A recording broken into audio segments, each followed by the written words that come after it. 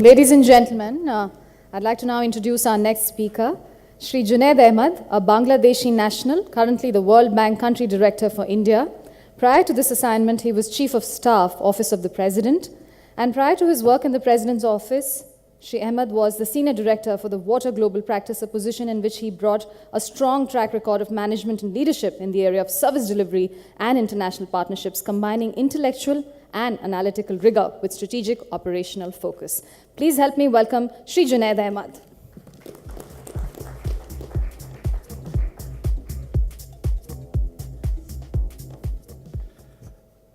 Namaskar, Assalamu alaikum. It's such a pleasure to be here, and with your permission, Shri Rajiv Kumar, I would like to start off. I want to thank, first of all, Shri Muhammad Mustafa for this, I think, fascinating gathering.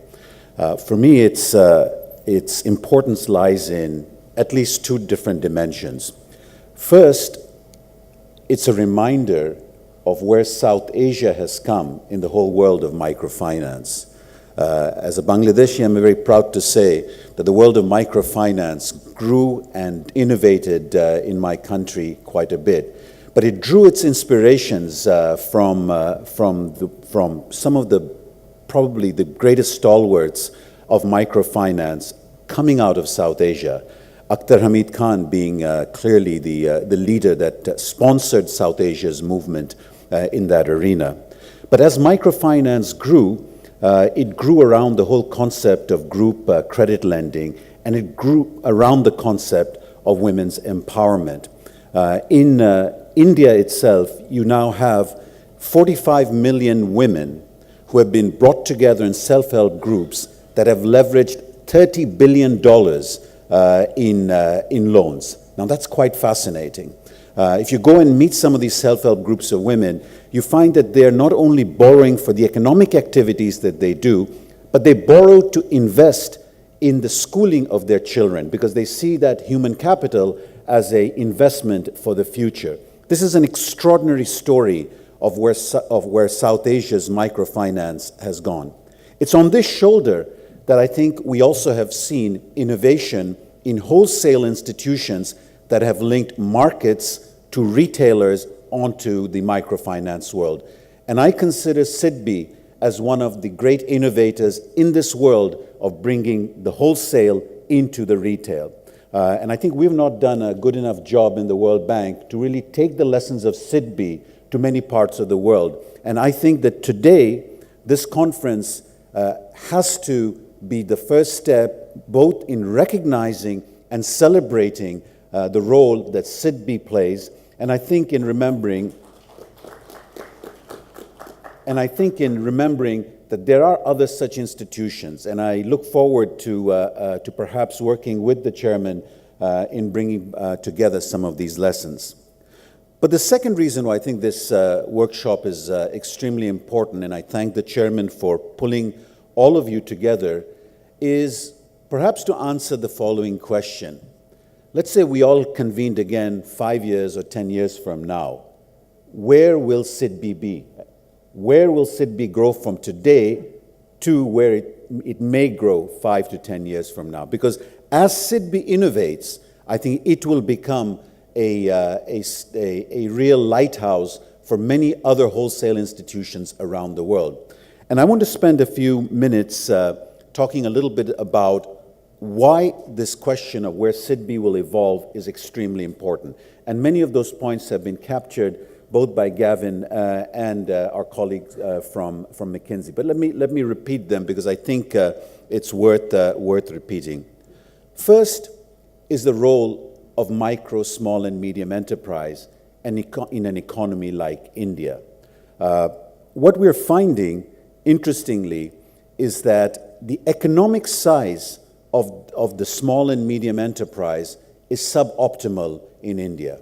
It starts off small and it stays small. And there are a lot of, if you will, real sector problems that prevent the growth towards more economic efficient size of small and medium enterprises. And this has big costs, especially in the manufacturing sector. Today, there are a lot of global value chains that are opening up where India can grab that space. and small and medium enterprise can be the backbone of grabbing that export market in manufacturing. But it assumes that such enterprises can achieve that economic efficiency in terms of size. Today, the modal size of a manufacturing small and medium enterprise is 1 in terms of labor size. And unlike Korea, the United States, or Mexico, it doesn't grow. A small, medium enterprise in a place like Korea will grow 8 times in its size over its lifetime. In India, it does not happen. And I think there are important real sector side issues in terms of land access, in terms of labor laws, that's preventing this from happening.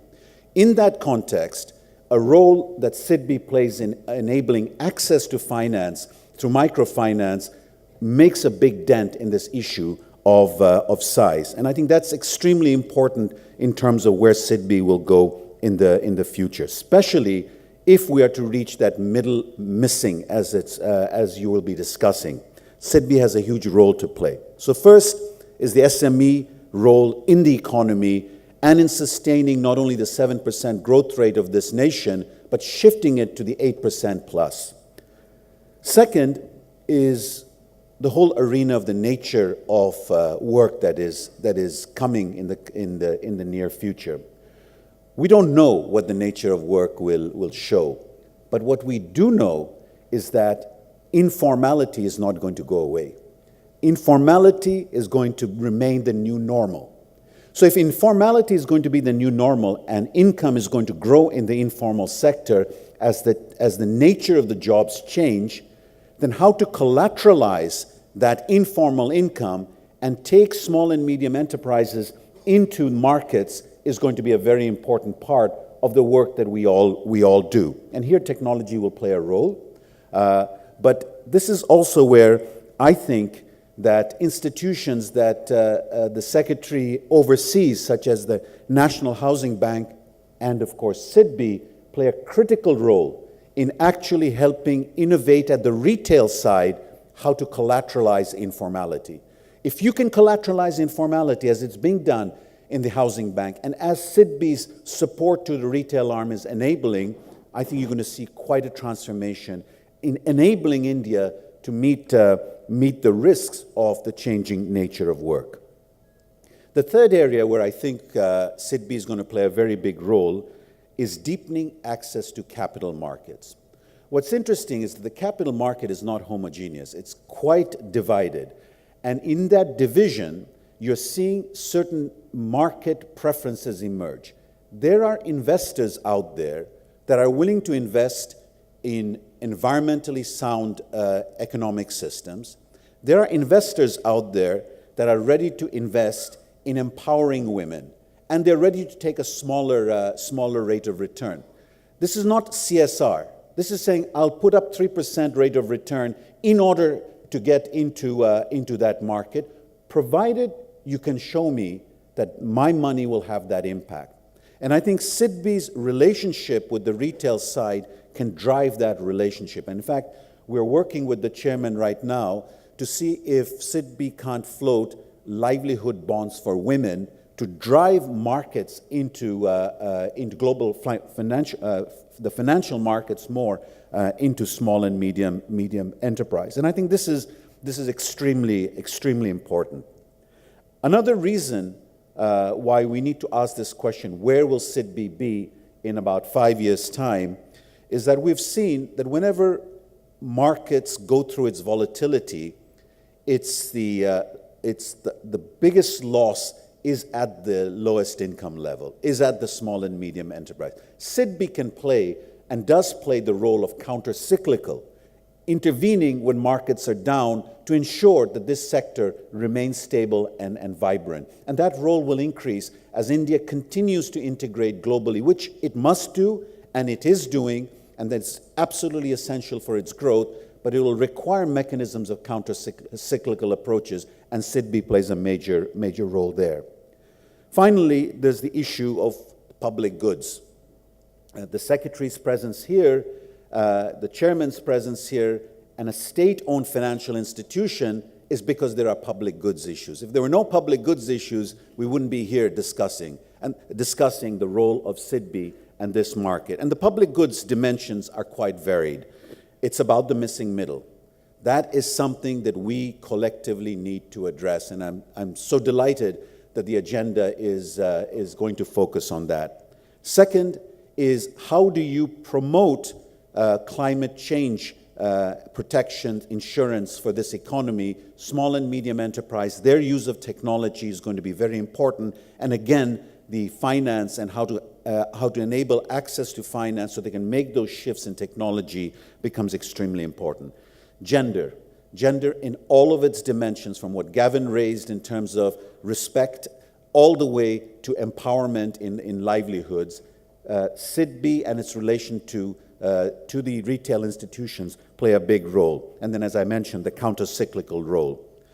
But I also think that it's important that as this evolution emerges, and there is a relation between state-owned financial institutions and the market, and in particular, the small and medium enterprise, it really puts an onus on the Ministry of Finance, the RBI, in terms of how regulation is undertaken. I only have to remind you that one of the biggest state-owned financial institutions, Fannie Mae, caused a massive financial crisis globally. And that really opened up the whole story of how do you regulate the financial sector and how do you regulate moral hazard.